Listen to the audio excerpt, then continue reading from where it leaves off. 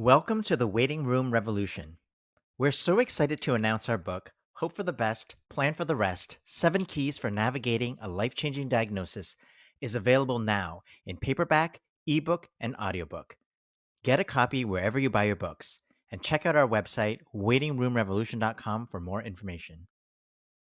People use their tattoos and engage with others and tell their stories and use the tattoos to invite others to ask them about their story. So that is the most amazing piece of it. That was Dr. Susan Cadell, who is a professor at the University of Waterloo in the Department of Social Work. Susan's research focuses on positive aspects of stress and coping, particularly post traumatic growth. Today, we will discuss her research on memorial tattoos and grief, including after a medically assisted death.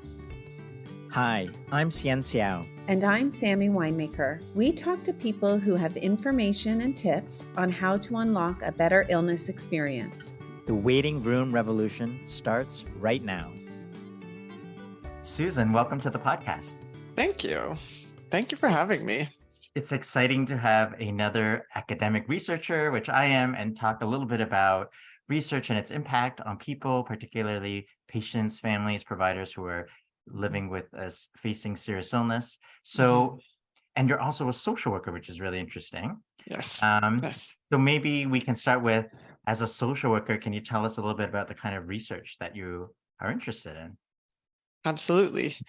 So I started out with researching in the 90s, in the era of HIV and AIDS, and was really interested in looking at people's experiences of caring for and being bereaved from HIV and AIDS, and so did research around that. With caregivers, although a lot of them said that they weren't caregivers, but they cared about someone. And then that kind of morphed into an interest in palliative care, because that was the time in which palliative care was really kind of beginning, well, in the Kitchener-Waterloo area anyway. And so I had kind of my ear to the ground about palliative care and sort of got into that. And then moved out to Vancouver and got involved with Connect Place Children's Hospice, and so pediatric palliative care, which was a bit of an eye-opener for me, and then continued on with peds palliative care research, and then I moved back to Ontario and continued on in terms of grief, and have kind of moved more into the area of grief in the last number of years. And then, interestingly, a number of years ago, through experience working in the community around grief, I got interested in tattoos. And so I've been leading and co-leading 3 projects now on tattoos, memorial tattoos, healing tattoos, and now Holocaust tattoos. Memorial tattoos. That's so interesting, especially something that isn't the typical research topic in palliative care. So, how did that all start exactly? It started with an experience. I was co-leading a group in the community, a grief group in the community, and I started hearing little things about people getting tattoos, like never expecting to get one, and it just felt right, and just like picking up on little comments. And so it was sort of the idea for the research actually came out of practice, which is like lovely, that synergy of practice and research. And so I just had an opportunity to apply for a little bit of funding, and connected with a colleague of mine who's a social worker, and who is tattooed, Melissa Reed Lambert, who owns a counseling agency locally. And because I have no tattoos, confession, I have no tattoos. So I really feel like an outsider in the research. And so for me, it was really important that I work with someone who has tattoos. So the two of us thought, this little project, we'll just launch this little project. We got ethics, and we thought maybe we'd interview, this is pre-pandemic, interview maybe 15 people locally. the call went out and we had immediately more than 50 people volunteer. So we thought 15 and we got 50 and we went, okay, there's an interest here. So then I applied for national funding and we got SSHRC funding, and by then we were in the pandemic and did lots of online interviews, and then turned that into healing tattoos, which include memorial tattoos. So we asked people about their tattoos, about the meaning for them, about how they decided what to get, how they decided where to put them on their body. And there's so many wonderful stories. And we have a website called Stories from the Skin that are that it shows a number of the results from our studies. And the number one biggest surprise for me and for Melissa is we had done a lot of grief work, grief research, and every single caregiving or grief-related interview that I had ever done started with the story of the diagnosis and or the death of the person. The tattoo interview, sometimes we'd finish an interview with someone and we would realize we had no idea how the person died. Sometimes we did, sometimes we didn't, but it didn't matter for the tattoo, because the tattoo is an expression of the relationship, is a celebration of the person, is a connection to the person. And so sometimes how they died was important in that connection, and sometimes how they died had nothing to do with it whatsoever. And so sometimes we didn't get that information. And that was an amazing, that was one of those lovely, I mean, as a researcher, those lovely, like, I wasn't expecting that moment. And so that was really cool. And the other thing that really we came to love about the research was learning how people used their tattoos to engage in conversations about tattooing, to push back against the stigma around tattooing, because there still is stigma around tattooing, to push back around the stigma about grief, to push back around the stigma about all kinds of issues like suicide, like overdose, any kind of stigmatized death, any kind of stigmatized issue like mental health. People use their tattoos and engage with others and tell their stories, and use the tattoos to invite others to ask them about their story. So that is the most amazing piece of it. So it's like they're using the tattoos as a way to remind themselves of the relationship, but also as an advocacy tool, maybe a Yep, way to 100%. yeah, just to change the conversation in sort of a legacy kind of way, it seems like, so that they can continue to talk about that person and what and make some meaning out of the death. Absolutely. And so for some, for instance, we interviewed a couple whose son had died by suicide, and they were very thoughtful about their tattoos being on their forearms in relatively visible areas. The father actually talked about like rolling up his sleeve to expose the tattoo in order to engage people in discussions about suicide prevention. So it's not just making meaning, but the advocacy piece, that, as you say, is really, really important, so that it's also that marriage of advocacy and meaning making that is really it's moving, it's very thoughtful on the part of the people, and it's also something that we don't generally think about with tattoos. There's still a fair amount of stigma around tattoos. There's still less than there was before, but there's still a fair amount of workplace stuff about not having tattoos, and belief that it's gang related and things like that. And these people are pushing back against that. So Susan, do you have any stories that stick out about that you can describe of what the tattoo was and the meaning behind it? hmm hmm So many stories. So one comes to mind immediately of a mother whose young daughter died of cancer, and she had no tattoos. And she wanted to get a tattoo to commemorate her daughter's life. And she has two other children who were born subsequent to her daughter's death. And um, at the time of interview, she had one small tattoo on one shoulder and a very large tattoo on the other shoulder. And she talked about how um, she was afraid of being tattooed and then discovered that the pain was not so bad, and so got the larger piece on her other shoulder. And they're both memorial tattoos to her daughter.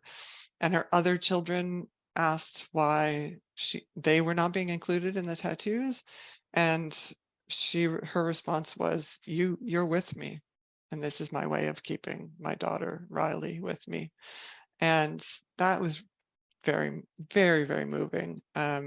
The larger tattoo is of cherry blossoms, and she described the reason for getting that image is that cherry blossoms reflect and parallel her daughter's life, because cherry blossoms don't last a long time, but when they're there, it's brief but brilliant, and she likened her daughter's life to that as well. So very, very moving, and a lovely tribute to her daughter, to the relationship and the continuing bond with with her, with the mother, the daughter, and also with the rest of the family. So, as you know, in 2016, Canada legalized medical assistance in dying. Mhm. And I wonder if during your research that topic came up, if memorial tattoos overlapped with people who had chosen to, have physician-assisted death. Yeah, yeah. Well, we also did a very specific study on those grieving a death through MAID, and we did one interview in January of 2020, so all the rest were online. We thought we'd pause just for, there's so many pandemic stories. We thought we'd just pause for just a month and then go back to in-person interviews, because initially no one wanted to do those kinds of interviews online. And after a few months, people were like, yeah, I want to tell my story, so let's do this. So we did a lot of interviews with folks who were grieving a MAID death. And in that, we did have some some of those grieving a MAID death had memorial tattoos, and some of the folks that we interviewed with tattoos had I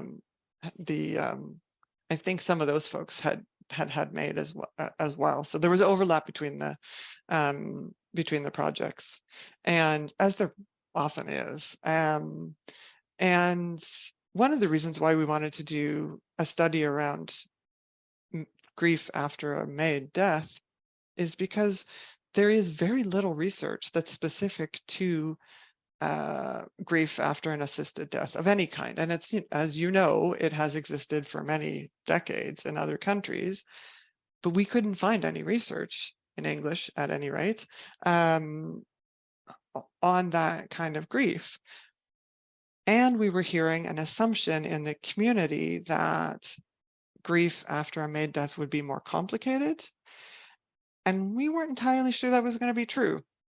So we really wanted to do the research, and we did. We got a little bit of funding from a couple of pots. And so we just did Ontario and Quebec, and it was also with a couple of researchers at McGill and the University of Ottawa. And so we knew the Ontario and the Quebec landscapes were MAID is different in different parts of the country. And we interviewed folks in English and French, and everybody had an amazing experience, a very meaningful experience. And if anything, it made the grief in some ways easier, because they knew they were able to say goodbye. They knew when the death was happening, and they, for the most part, were able to do what they needed to do.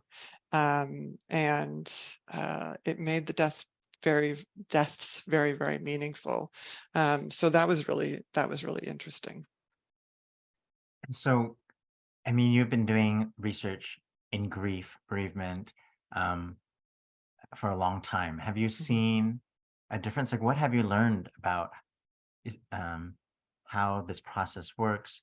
Um, is there are there things to do to make it better? Are there things that make things worse? Like, what are the things to know about grief?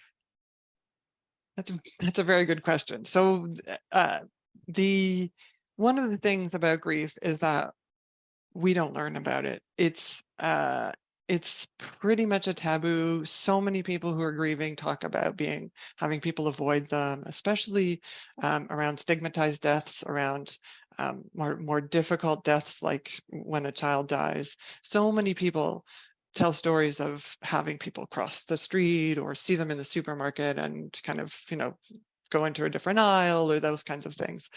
And so one of the things that we've been doing, a group of us, an international group of us have been looking at is the idea of grief literacy and really trying to increase the conversation about grief. And we need to teach one another. We need to be taught and teach one another to understand grief, and I don't, and not just death related grief, any kind of loss. We lose a job, the loss of potential, the loss of a dream, being turned down for a dream job or a dream school or opportunity. Those are all losses, and we can experience grief, the grief of having one's world challenged, for instance, even when it doesn't affect us directly, like the stabbing at my workplace just last week, didn't directly affect me, but I've been experiencing grief around that because it brings the idea of safety in my workplace into focus. So there's all kinds of reasons that we can experience grief. And if we don't recognize that in ourselves and understand that in ourselves, how can we support others? So I dream about children being taught about grief in school, in grade school, in high school, in different ways at different developmental stages, and about grief being in ad campaigns and television campaigns and bus shelter posters and on public transport and public facing education, to remind us about what grief is and to remind us how we can recognize it and how we can support it in others. Because I think the number one thing is that we hear time and time again from people who are grieving is that they think they're doing it wrong, or they think that they're losing their minds, or they think that there's something wrong because they're tired or confused or whatever it is, or they have a structured for death related losses.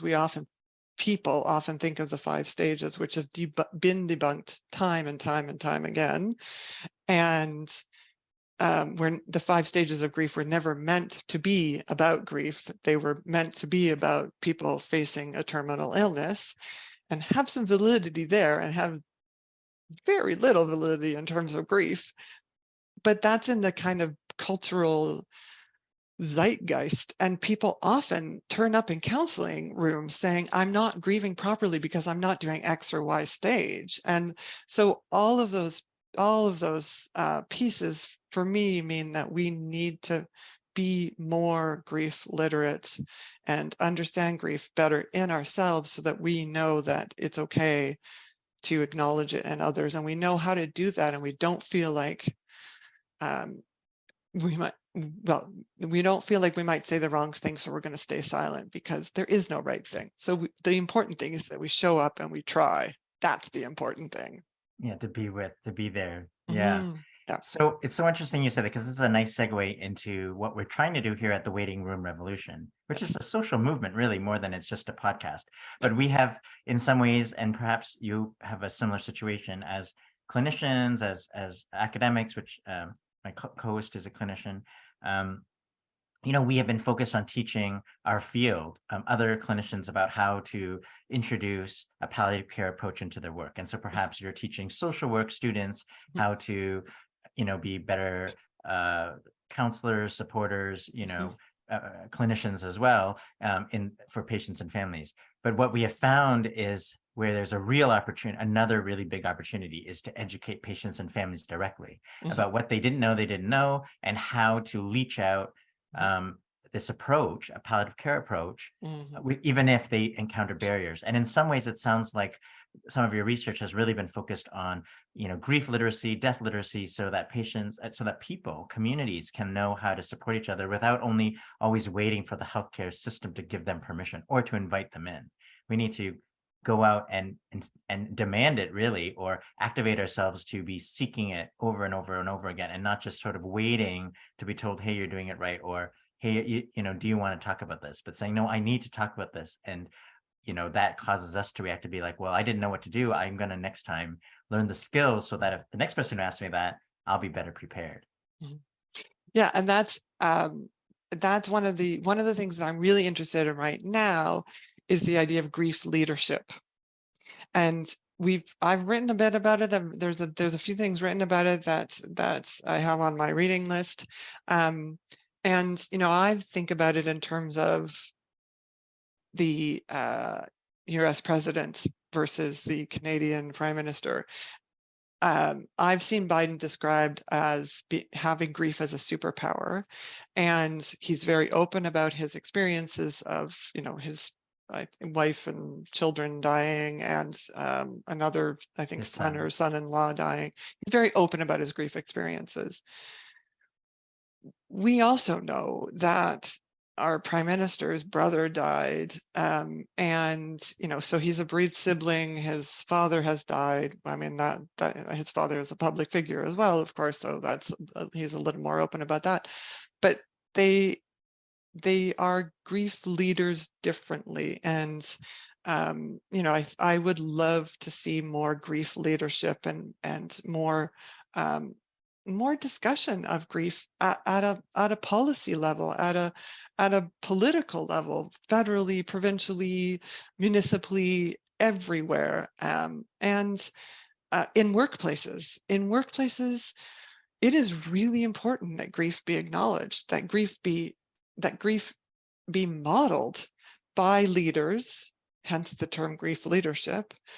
And that sense that sets the tone for people to be able to say, you know what, I'm just having a bad day. I don't know how much I'm going to be able to do today. And I might be here, but, or I might need to be away, or whatever the circumstance might be.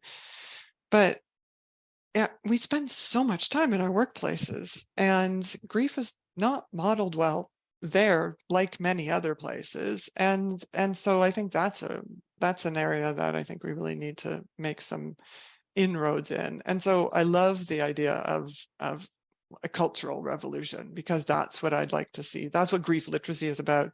Compassionate communities is about. The waiting room revolution is about part of that as well.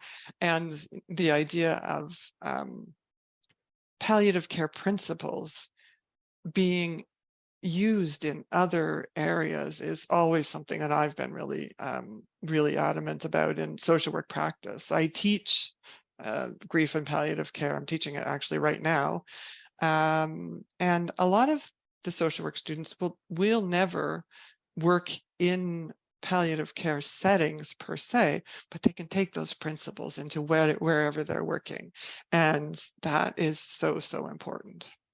Can you give me an example? I'm really interested in the sort of curriculum that you teach and the kind of principles that you talk about. So we talk about it as the leaching out a palliative care approach without the labels. Mhm. And what we really mean is just, you want to be fully informed, get the best care possible from the moment of diagnosis. We don't Yeah. only want to have, fully informed, holistic whole person care at the end of life, last days and weeks, but that should be our values and goals should be reflected all throughout the entire journey, which could last years and years and years. So I'm just so interested in, what that looks like, translates into from a social work perspective. So one of the things that I was taught from the very beginning about palliative care is that palliative care is value-based, which has a lot of parallels with social work, and that one of the values and philosophies of palliative care is that well, there's so many things. So that one of the values is making death a part of life. So that is absolutely about having the conversations even well before diagnosis and at the time of diagnosis, and not just at the end of life, because we all need to make those plans. And we need to revisit those plans as well. Advanced care planning is not a one-time only conversation, because at the age of 50 and at the age of 60, my wishes might have changed, with or without a diagnosis of any serious illness. But I'm aging, and so making death a part of life is really important, and one of the big values that I think I in my classroom bring in by introducing that topic, and having materials that actually ask the students to face their own mortality as well as the mortality of others. And then a second one is about interprofessional teamwork, because a key aspect of palliative care as well is that it is delivered not just by physicians and nurses, that those are key professions, and we need to have the input of other professions. So as social workers, I think we often aren't trained well in interprofessional work. And so that's a big aspect of that. And one of the other key pieces for me in palliative care, and my understanding and what I was taught about palliative care, and then especially with pediatric palliative care, is that the unit of care is the patient and family. And I think that is so important in so many other areas. And for instance, in mental health, it's, I understand that that privacy is important, but if we're not engaging someone's network, and that's so family, when I say family, is family of choice, is who I identify as my network, not necessarily my biological family. But if my network is not being engaged when I'm being, released from something somewhere, and or planning for return home, or whatever the circumstance might be, that it's not beneficial to anyone.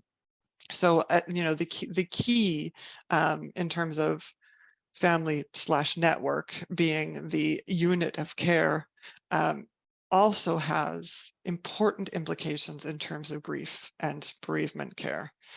And I think it's really important just to also acknowledge, and this relates back to grief literacy, is that not every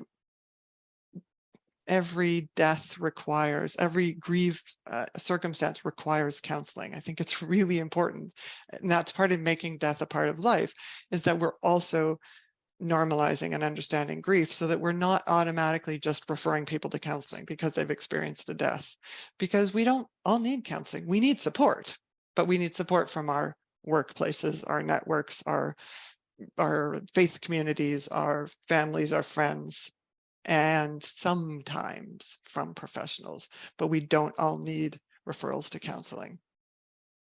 Yeah, I completely agree. And it's the same sort of parallel with not, when people are, have an advanced illness, they don't automatically need a referral to a palliative care specialist, but they need a palliative care approach from everyone, from every clinician, doctors, nurses, social work, pharmacy, communities, families, churches. These are people who can provide support and a palliative care approach, which really just means many different things, but being there, listening, managing symptoms, sure, but helping the life living that's still happening. So I totally get it. I'm curious because you mentioned a couple times about the pediatric palliative care, and I wonder if you've what your thoughts are of how grief is different for parents. of children that have died versus people who lose, an elderly Mhm. grandparent, say, or an more expected death if they're, over 80 or something. Well, I think what you said is just key. I think the big difference for when parents experience the death of a child is that it's out of norm. It's not typical. Um, that to some extent, when we have an aging parent, it is expected, even though we're not very good at dealing with it. It's sort of normative or typical that that person, the person ages and dies. Whereas, a 3-year-old, 13-year-old, whatever age child, it's not normative, it's not typical. And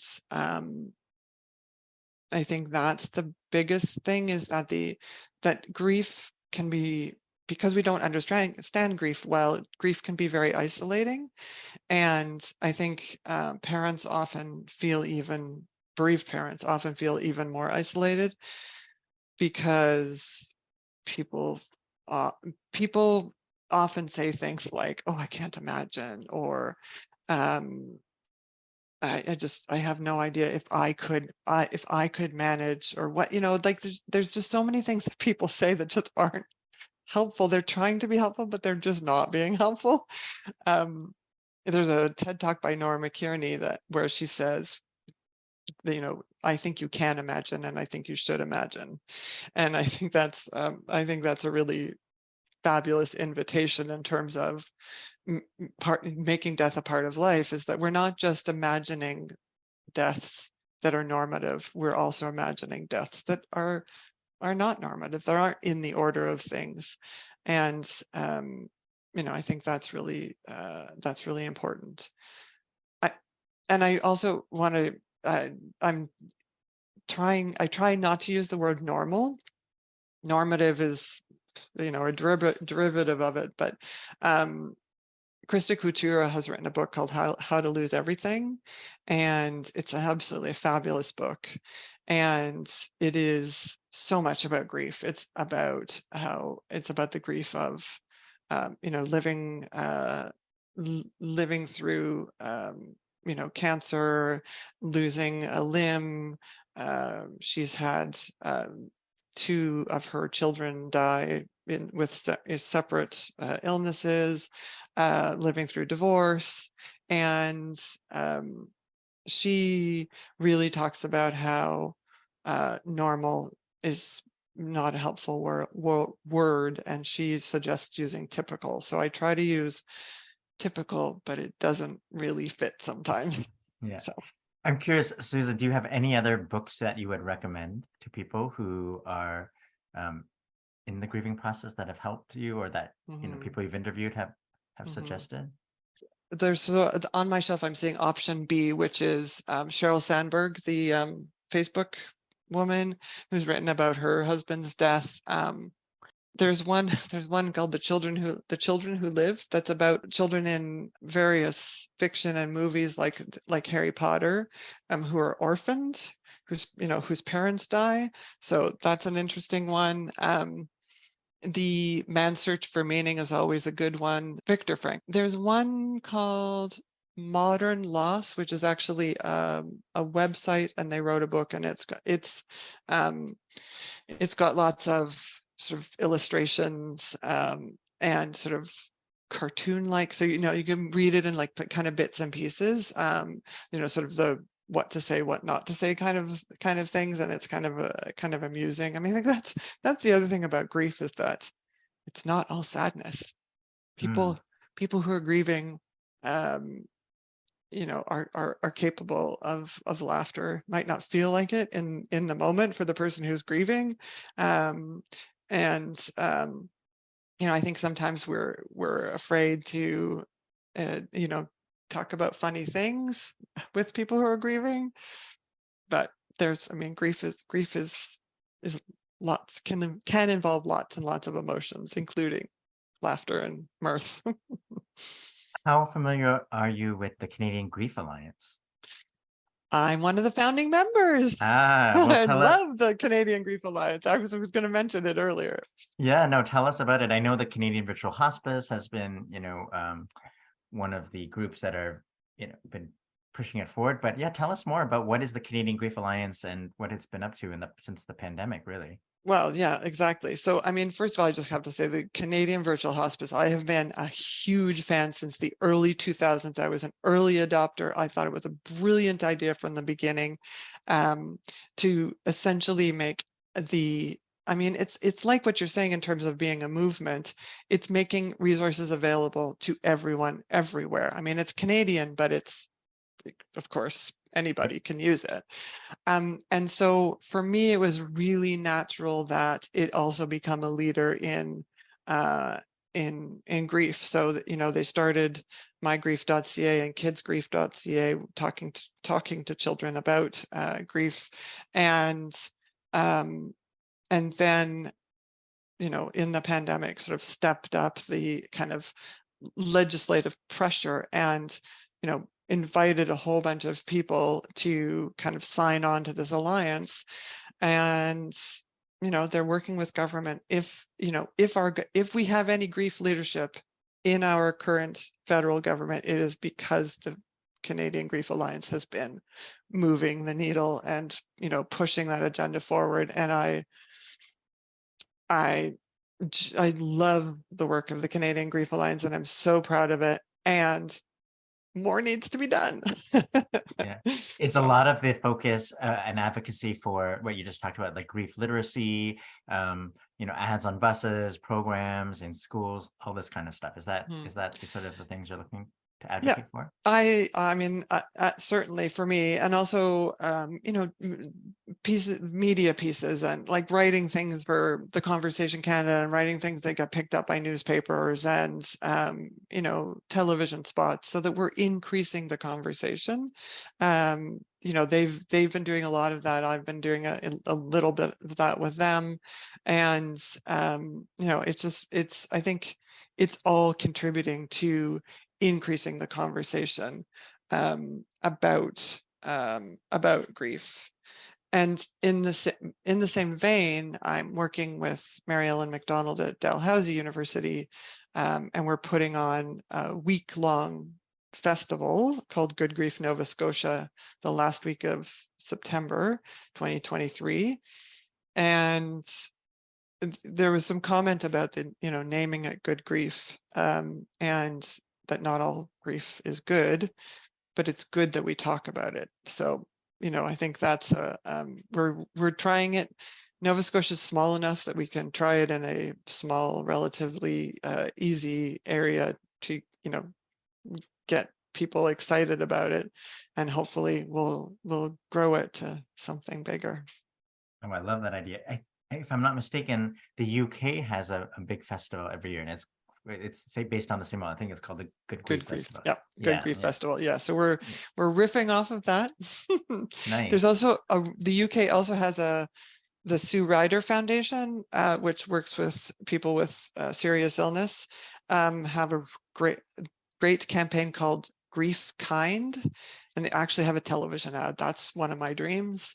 They have a like 60-second television ad that you can find on YouTube, and it's about grief. It starts off with a young woman punching a punching bag, and it's like, and then goes through all kinds of grief, and it's super well done. It's inspiring. Wow. Okay. Well, we'll look for that and put it in our show notes. There's two things else that I wanted to ask you before I let you go. There's one about the idea of the intersection about grief and bereavement and spirituality, Mhm. and how, from your research and your own experiences, how those two intersect. So for me, they intersect very much in the sense that I work with a definition of spirituality as being about meaning making and the connection to something larger than oneself. So spirituality can be religious, but is not necessarily religious. And coming out of my research early on with people grieving and HIV/AIDS, death to HIV and AIDS, most of the people I interviewed were from what we now call the queer community. We didn't call it that at the time, but and a lot of queer folks are estranged from religion because many, many religions are not welcoming to queer folks. And so for me, spirituality is I mean, you can define spirituality in a religious sense. I define spirituality in a sense of, a connection to something bigger than oneself, and about, the making of meaning. And so for me, grief is the process of grief is very much about finding meaning. Certainly memorial tattoos are very much about finding meaning. And often they are also about the process of grief is also about sort of that sense of something larger than oneself, and a purpose, or a legacy, or something like that that can be religious. And for some people that I've interviewed who are grieving and or have tattoos, it can be religious, specifically religious, and some people it's not religious at all. In fact, it's a rejection of religion. So for me, it is there's a spiritual aspect in that way that I define religion, even if the person wouldn't necessarily consider it spiritual. But I see it a lot of spirituality in that sense. And just the idea too, when we were discussing earlier about the sort of advocacy around the tattoos, I also saw advocacy when I was talking to bereaved parents. A lot of bereaved parents wanted to have the conversations with me, or do volunteer work, or do things that in their lives, start foundations and things like that, because they want to advocate for other parents to have a different experience. And that for me is about a connection to something larger than oneself. So it's not necessarily about something spiritual in that sense, like a higher power. It's a sense of community, and a sense of like legacy that. leaving, legacy Yeah, building, exactly. Something and bigger, something yeah, bigger. a higher So purpose. Yeah, yeah, yeah, exactly. So not necessarily a higher power, but a higher purpose. That's a good way of putting it. So yeah, I yeah, definitely see that. yeah. And I think many people's purpose is connected to connections, relationships, their community Mhm, with others, mhm, right? That's mhm. how we find purpose. Yeah. Um, in some of your work, I've read, and maybe it's focused specifically with the pediatric group, but this term came up: post-traumatic growth. Yeah. And so I'm just so curious, what does that mean, and how does that play out in your work? It's actually the thread that runs through everything that I do. And it started many, many years ago. Before I did my PhD, I was working on a sexual assault team, and I encountered someone who basically told me that they were better off after having been sexually assaulted, which doesn't mean that the sexual assault was a good thing. Let's be clear. And it made me kind of follow this thread and discover the idea of post-traumatic growth, which essentially is not necessarily something traumatic, but something adverse, something very difficult, something very challenging. It happens to someone, and the the process of sort of struggling with that. And again, we're going to think about making meaning, and sort of wrestling with an understanding of the whatever bad happened, that process can result in post-traumatic growth. So growth that comes from not the event, but from the struggle with the event. And in terms, growth can mean a lot of things. It can mean a stronger sense of self. It can mean better relationships with other people.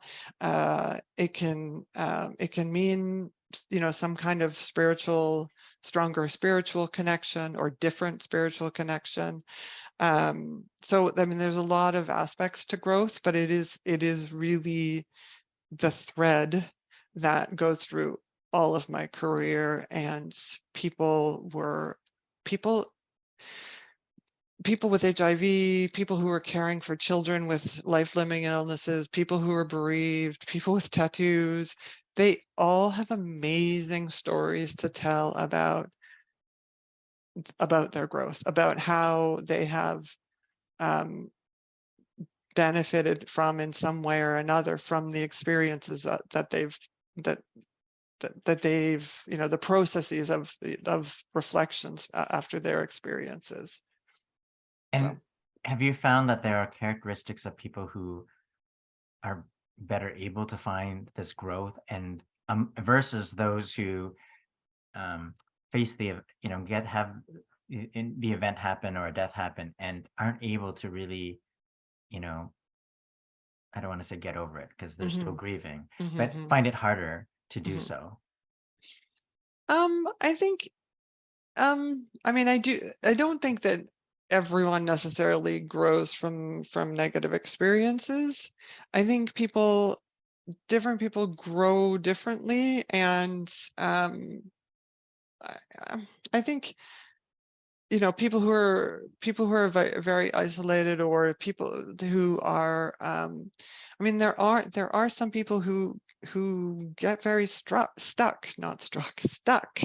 And I think I think I think about old-fashioned film, that when old-fashioned movie projectors, sometimes the film would get stuck, and the film would get so warm that it would melt. And I think of memories and experiences when we have an experience, whatever it is, it kind of makes a film in our lives, and for the most part, those memories just roll, and they don't experience any kind of problems.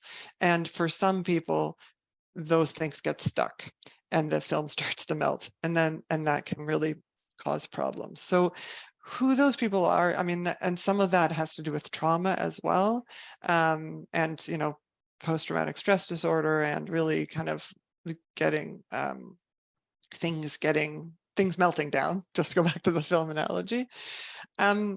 And I think the number one thing that's really important to think about with growth is that everybody who experiences positive outcomes, processes and outcomes from a difficult experience, continues to experience distress and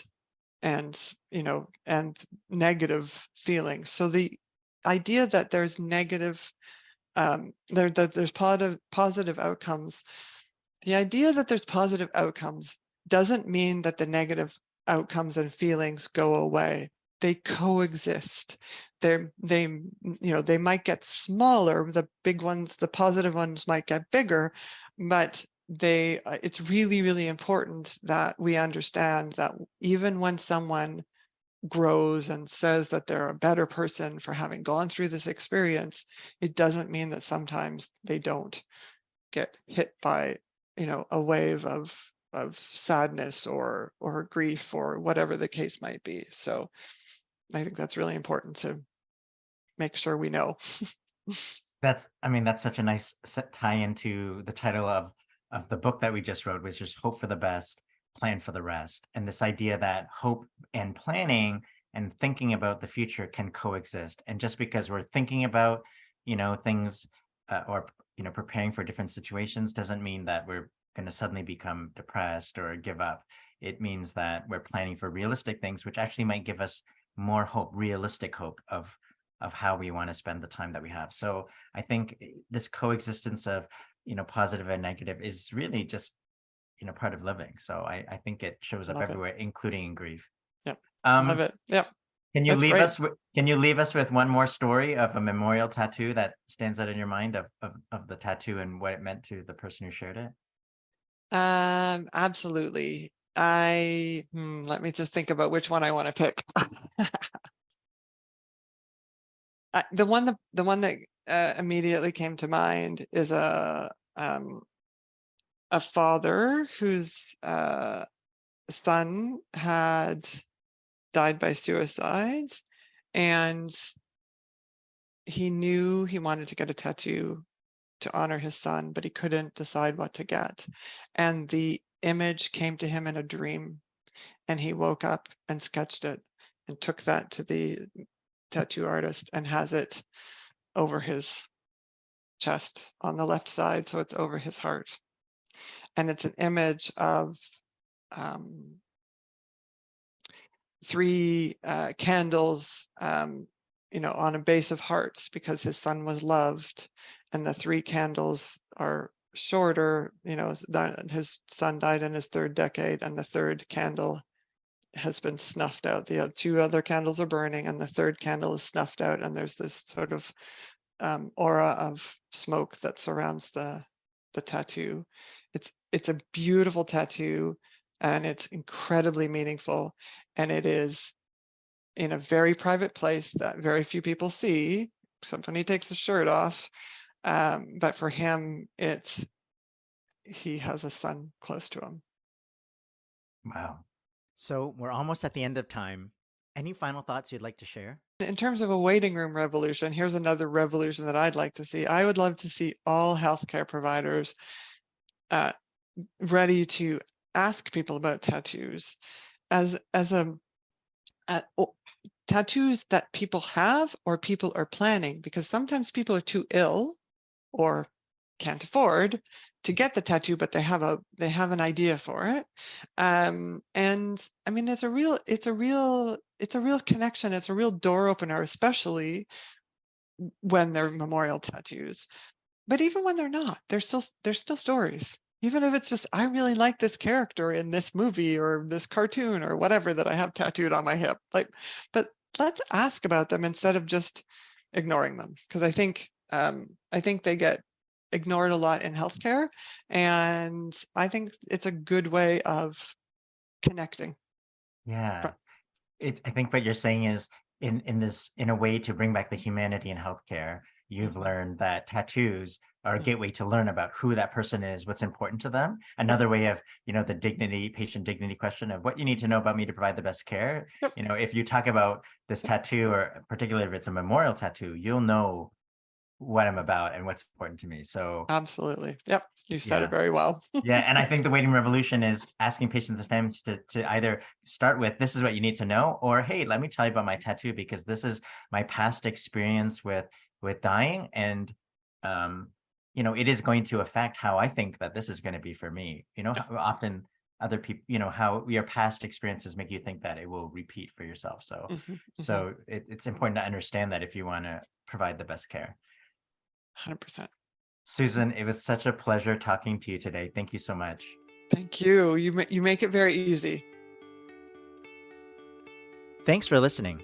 Don't forget to rate, review, and subscribe if you haven't already. You can visit our website, waitingroomrevolution.com, to learn more about our movement and how you can join it. The podcast is produced by myself, Kayla McMillan, Valerie Bishop, Shilpa Jyothi Kumar, and Maggie Sivak. Our theme music is Maypole by Ketsa.